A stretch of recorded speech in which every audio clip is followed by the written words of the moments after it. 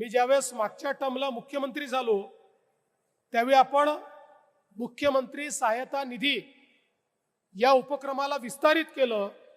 मला सांगताना आनंद वाटतो की आपण जर आता या टर्मला मी मुख्यमंत्री झालो तेव्हापासून विचार केला तर या 1.5 वर्षामध्ये जवळपास 57,000 रुग्णांना 452 कोटी रुपये हे आपण या मुख्यमंत्री सहायता निधीच्या माध्यमातून दिले आहेत।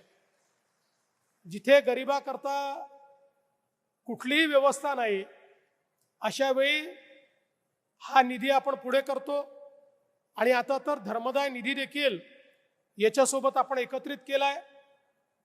सर्व धर्मदाय हॉस्पिटल्सला काही प्रमाणात खाटा या गरिबांकरता राखून ठेवणं गरजेचं आहे, ते नियमात आहे।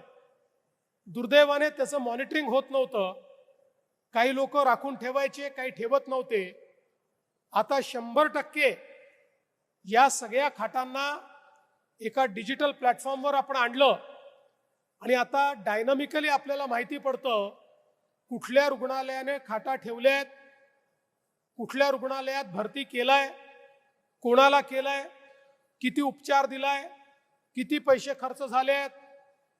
त्यामुळे आता धर्मदाय हॉस्पिटलमध्येही अनेक ऑपरेशन्स हे मोफत करण्याचं काम आपण सुरू केलंय।